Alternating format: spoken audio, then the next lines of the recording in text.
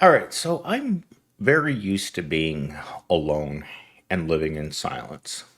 So yesterday I got the water pump for my 10-gallon tank, and the noise from the water going through the filter is just driving me up a wall. I can't believe how loud it is. Anyhow, with that said, yesterday I was at the gym.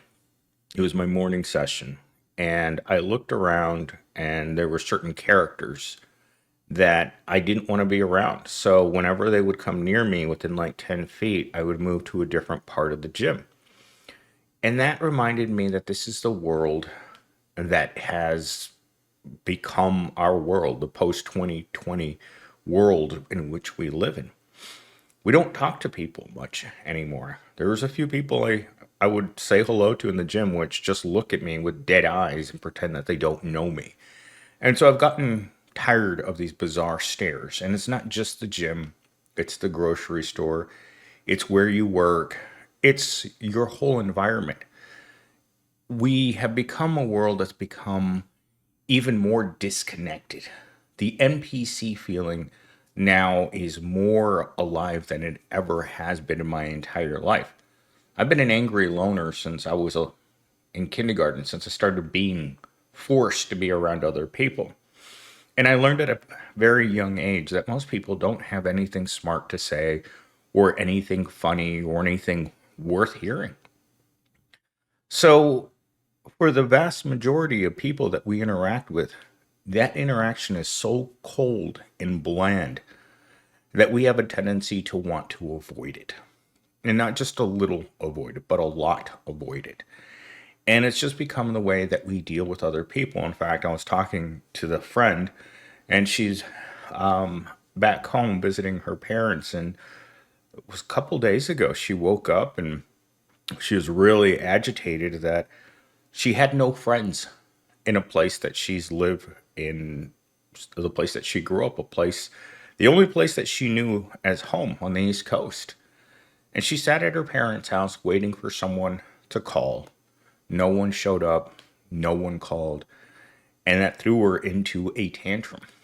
And her parents just threw back the energy at her because they're not used to having their adult sized child sitting at home complaining that they don't have any friends. But that's the reality of it. If I wanted to call someone up to go do something right now, there's no one to call. It's just you, the world, and that's it. And none of us like this new world. That's the worst part. But we don't have a choice about where we're at. Opening monologue. I don't know how to explain it exactly, but it feels like everyone around me is on autopilot. You try to talk to someone and they give you the same recycled response like they're running customer service dialogue from a broken video game. There's no spark, no randomness, no humanity, just scrolling, nodding, and awkward silence. It's like we've all glitched into the NPC timeline, and nobody even noticed the switch. Every time I hear the word, or whatever NPC stands for, I think of the characters in The Legend of Zelda, where you walk into a village, it's 2D, and you walk up to another character and you hit speak, and the little chat bubble pops up over their head. And no matter how many times you speak to them, that's all they can say. That's what an interaction is like now with the vast majority of people that you would consider just part of the world around you. You just get that chat bubble. And if you go and you say anything more than what's expected in your chat bubble, they pretend that they don't understand. Even this channel is something that 99% of people don't understand. It's like, why do you do this? Because someone needs to bring awareness to the unfair nature of being born poor. We have a couple of hours before we're due at Pound Town, and that makes you feel bad inside. Everyone that watches this channel that works a Monday through Friday schedule knows what it feels like to show up at work on Monday. Monday doesn't go away until work ends at the end of Friday at 5 o'clock. It's just one long day with little pauses in between. Until you get to your time, which is the weekend, Pound Town isn't somewhere where you want to be. It's isolating, it's confusing. You don't understand why you don't make enough money to live. And at the end of the week, they toss you into a dungeon and you have to sit in solitary until Pound Town opens up again. That's what life is like. And there's no fixing it, there's no changing it. And humanity has become darker since 2020. I mean, this morning I turned on the news just to see thousands of people in Gaza running towards food aid trucks. Like something like a scene out of a movie where people are starving and they're all hoping to get just a little bit of food so that they can make it. The food trucks aren't here yet in America, but I think we're going to get to a point where they're going to start airdropping rice into the harder hit communities because this is not sustainable. Talking point number 1. Social media, smartphones, and endless scroll culture have made real conversation feel like effort. People now seek validation, not connection. We interact to be seen, not to see others. It's easier to be a digital version of yourself than to risk awkward real-life interaction. But the cost is your humanity. What's left of your humanity? When you think about what your humanity is, we spend nearly all of our waking hours at a place we don't like, make insufficient resources to support ourselves, and we still think we have some sense of humanity left? I beg to differ. I think our humanity left us once we stopped being able to support ourselves. And I'm talking about really support yourself. Like have a home and a new car, support yourself. Not like this. Living in a rundown apartment with peeling paint, small, bad area, homeless people all around you. In every direction, there's a homeless person right now. Left, right, every direction you go to, you're going to see a homeless person. Yesterday, I was driving down to the discount aquarium store, and I would say about every 100 yards, there was a homeless person. And there were dozens and dozens of them on the corner of Southern and Rural. Dozens of them. Not intense, not creating shelters, but just like birds, like pigeons. Just hanging out on that corner under the trees. Just sitting there waiting to see what was going to happen. Like that strange homeless woman that was outside of my apartment yesterday. She's just sitting there, just staring up at me from the side of the building. Like I felt like I needed to throw some food at her or something. She's like frozen, the perfect character to be an NPC. Doesn't say anything, does the same mindless walk back and forth like a robot, turns, looks, goes back, and stands there. Is that humanity? Is that the cost of your humanity right there? That we have failed to take care of the people that need the most help? Or have we become so desensitized by the hundreds, if not millions, of homeless people that are in this country across all states? I mean, I'd never seen it. It's bad here in Tempe, but it's much worse in Tucson. Like literally every single corner that I went to in Tucson had a homeless person on it. It was strange. It was like an apocalyptic world. And that's where we're all heading. I don't think there's much of humanity that's worth even saving anymore. Talking point number 2. Post-2020, social trust plummeted. People turned on neighbors, friendships collapsed, isolation became comfortable.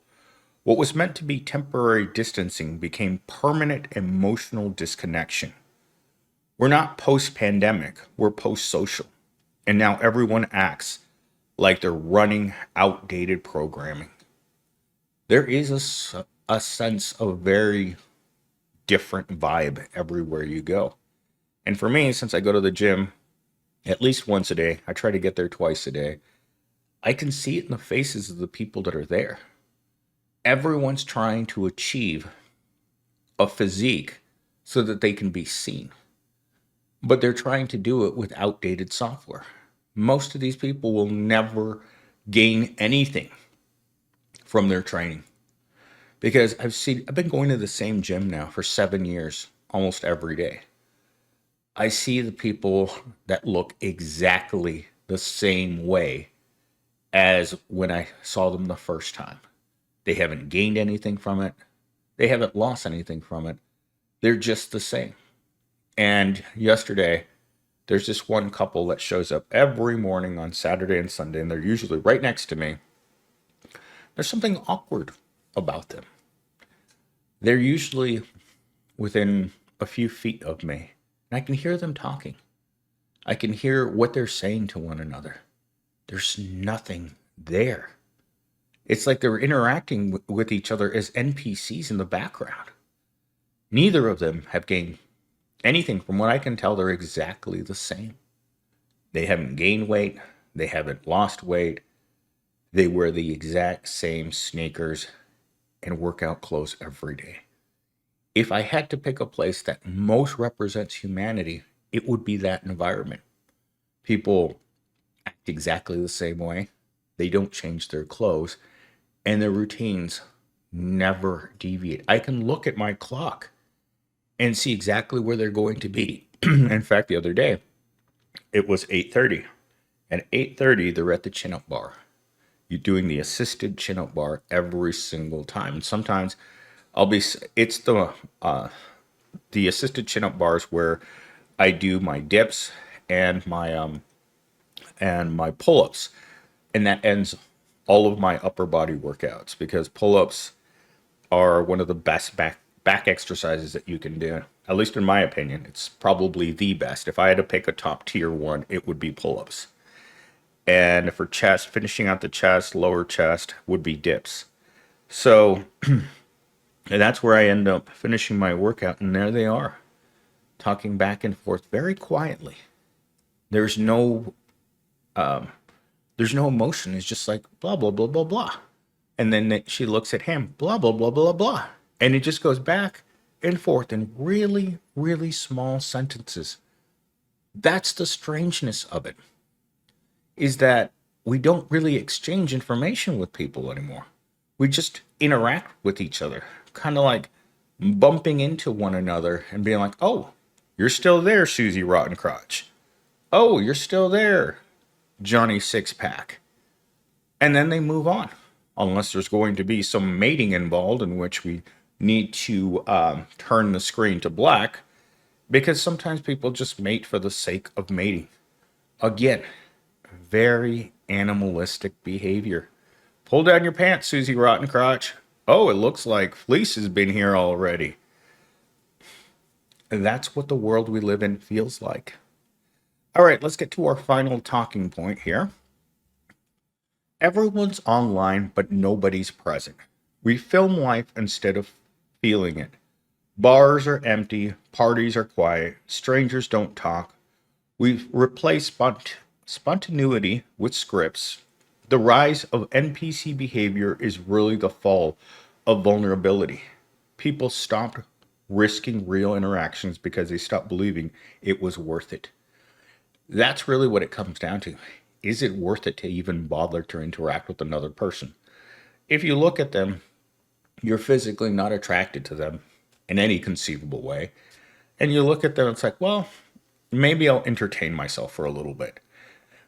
Maybe I will talk to this pro just to pass the time or see what's going on inside of that coconut. Sometimes there isn't a whole lot going on inside there, but meeting someone new means that you get to experience their life through the way that they see it, not necessarily as it happened, but the way they perceive it. And that's one of my, as a behavioral guy, as a guy with a background in psychology, that's kind of like where I like to go. Because very quickly, I will judge you to see what's going on in there. And a person can't hide their intelligence. A person can't deceive you about being a college educated person.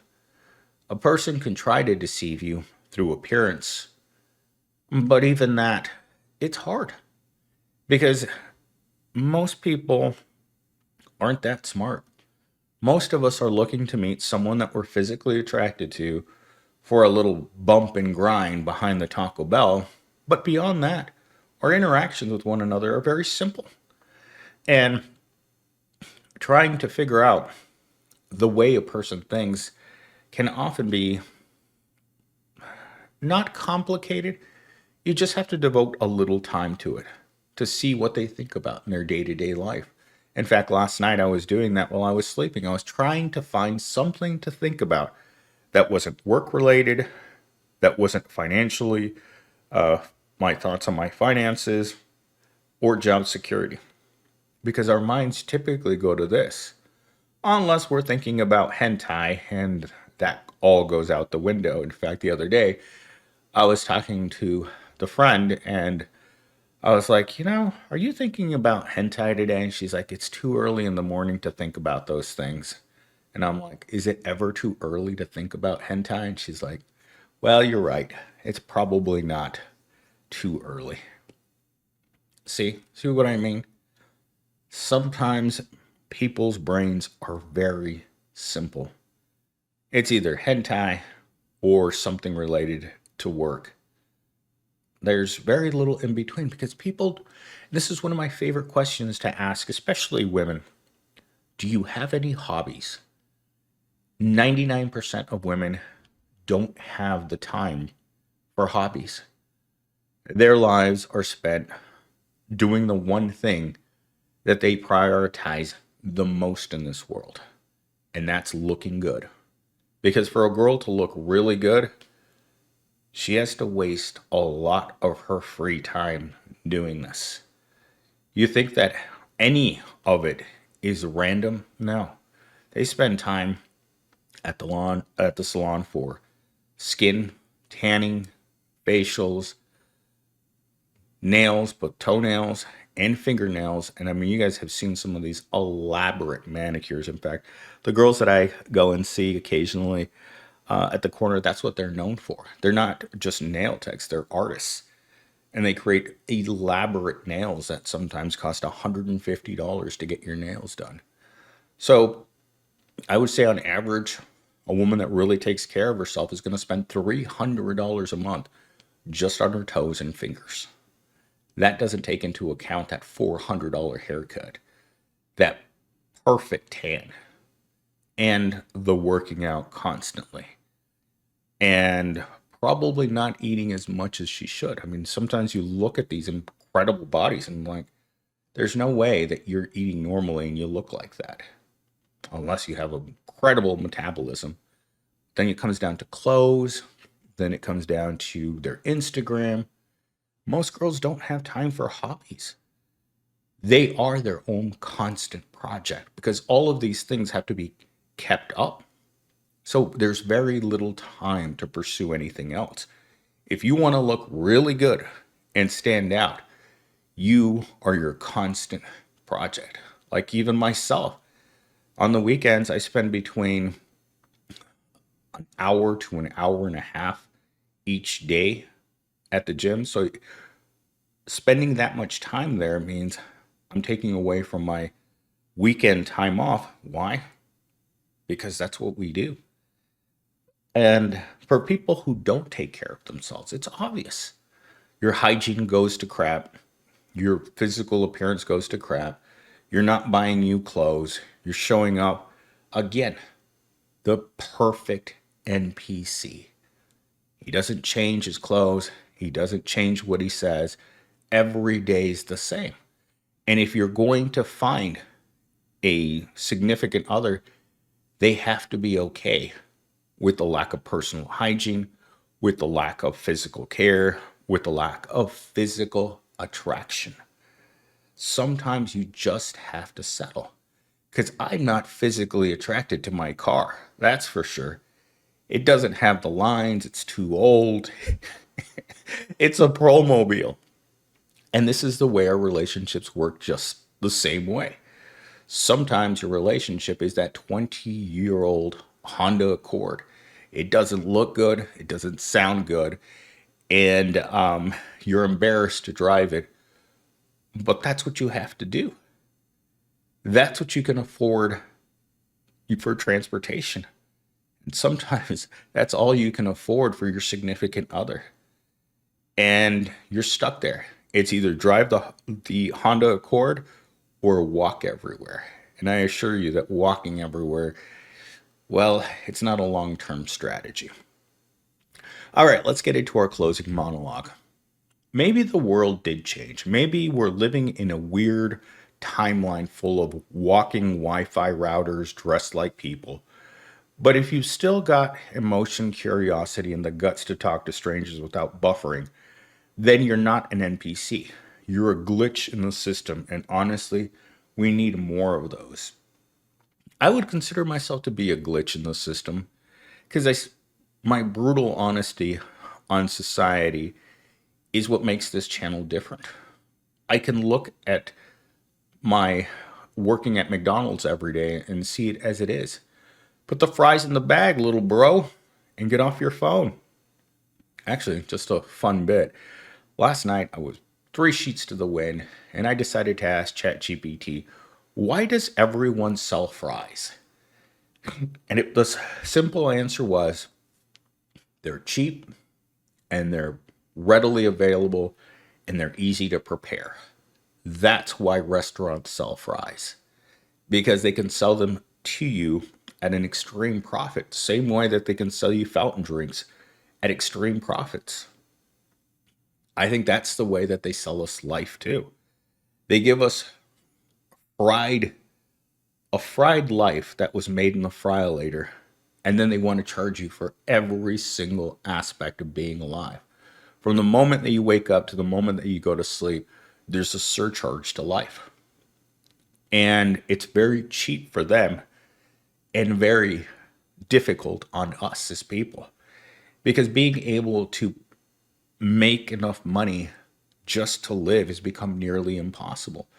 They want to sell us the French fry version of life and then make it seem like we're living like this grandiose life, which we're not. We are the French fries. We're cheap, we're easy to make, we're salty, and we're readily available. And they know that. And what are you going to do?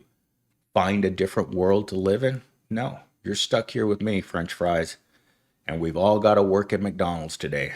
So put on your humiliating uniform and join me at Pound Town.